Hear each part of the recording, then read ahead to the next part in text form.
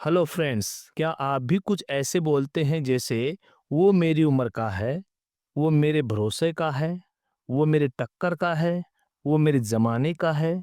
Friends, इन हिंदी के sentences का structure भले ही एक जैसा लग रहा है, पर इन्हें इंग्लिश में अलग-अलग तरह से बोलते हैं। जैसे कि आपको ये जान लेना चाहिए कि किसी भी भाषा का लिटरेरी ट्रांसलेशन नहीं किया जाता।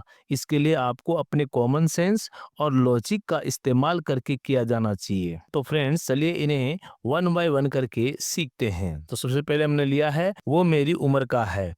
तो ऐसा बोलकर मैं ये कहना चाहता हूँ कि वो भी उतना ही ओल्ड हैं जितना कि मैं हूँ।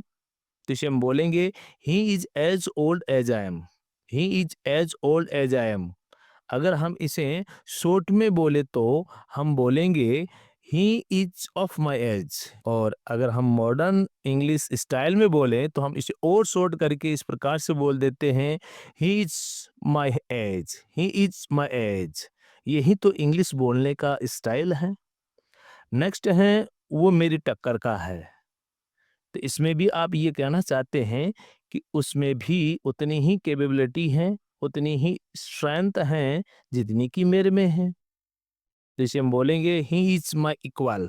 या फिर हम बोलेंगे ही मैचेज मी इन स्ट्रेंथ।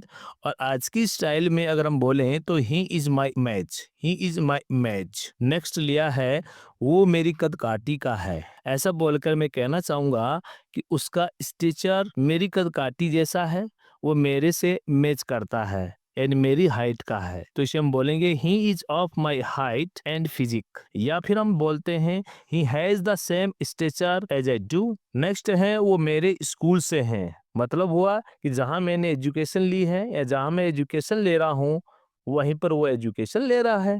तो इसे हम बोलेंगे he is from my school. या फिर हम बोलेंगे he studies at my school. या फिर एक तरीका और है जिसे हम बोलेंगे we go to the same school. We go to the same school. और नेक्स्ट है वो मेरे पड़ोस का है। कहना क्या चाहते हो, जो मेरे पड़ोस में रहता है? तो इसे हम बोलेंगे he is from my neighbourhood. या फिर हम इस बोलेंगे he lives in my neighbourhood. Next है वो मेरे जमाने का है। तो इसे हम बोलेंगे he is from my time. या फिर हम इसे बोलते हैं he is of my generation. He is of my generation. वो मेरे एक मुक्के का है। इसलिए कहने का मतलब है कि मैं उसे एक पंच मारूंगा और वो गिर जाएगा। तो इसे हम बोलेंगे I can take him down with just one punch. Next है वो मेरी हाइट का है। तो इसे हम बोलेंगे he is of my height. या दूसरा तरीका है he is as tall as I am. Next है वो मेरी सोच का है। यानी कि मैं कहना चाहता हूँ कि वो वैसी ही सोच रखता है जैसी सोच मेरी है। तो इसे हम बोलेंगे he has a similar mindset to mine. या फिर हम बोलते हैं he and I think alike. या हम बोलते हैं he thinks like me. He thinks like me. Next है वो मेरे भरोसे का है, जिसे हम बोलते हैं वाउच फॉर हिम। यानी कि मैं उसकी जिम्मेदारी यानी रिस्पॉन्सिबिलिटी लेता हूँ कि he want to do anything wrong. या हम इसको बोलते हैं I find him trustworthy. Next है वो मेरे बस का नहीं है। यानी कि आप ये कह रहे हैं कि वो आपके कंट्रोल करने या फिर हैंडल करने का नहीं है। तो आप कहेंगे I can't deal with him. I can't deal with him. या फिर आप कहेंगे he is beyond my control. He is beyond my control. या फिर आप कहेंगे I can't handle him. I can't handle him. और जनरल वे में लोग ये भी कह देते हैं ही इज अनकंट्रोलेबल। नेक्स्ट है वो मेरे रंग का है। तो यहाँ मैं स्किन के रंग की बात कर रहा हूँ और इसे हम बोलेंगे he has the same complexion as I too. यह कॉम्प्लेक्शन का मतलब है शरीर का रंग। या फिर हम बोलते हैं इसे his complexion matches mine. Mine का मतलब यहाँ पजेसिव प्रोनाउन का यूज है जो नाउन के यानी कॉम्प्लेक्शन के रिपीटेशन को रोकता है। वो मेरे नसीब का नहीं है। मान लीजिए कोई लड़की है और उसकी शादी के लिए जिसे मान लो कोई लड़का है और जिसे वो शादी करना चाहती है, खुदा न करे कि उसकी शादी उससे नहीं होती है, तो कहती हैं कि वो मेरे नसीब का नहीं है।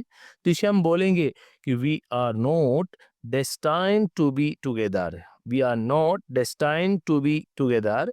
या हम बोलते हैं he is not meant for me. Next है वो मेरे स्टैंडर्ड का नहीं है। यहाँ ये कहने का मतलब यह है कि आपकी लाइफ स्टाइल या आपका स्टेटस या आपका स्टैंडर्ड किसी दूसरे व्यक्ति से मैच नहीं करता। जिसे आप बोलेंगे he doesn't meet my standards, या फिर आप बोलते हैं he is not on my level. जब भी आप इंग्लिश स्पोकन सीखने की बात करें या सोचे तो आपको ये समझना है कि सिचुएशन क्या है, हिंदी में आप क्या कहना चाहते हैं, हिंदी में आप क्या चाह रहे हैं, उसका क्या मतलब निकलता है और इंग्लिश में उसको किस तरीके से एक्सप्रेस किया जाता है, और यही इंग्लिश बोलने का एक तरीका है, एक सिस्टम है। तो फ्रेंड्स, आज के इस वीडियो में बस इतना ही। मिलते हैं नेक्स्ट वीडियो में एक न्यू इंफॉर्मेटिव इंफॉर्मेशन के साथ। Till then, take care, have fun, thanks for watching.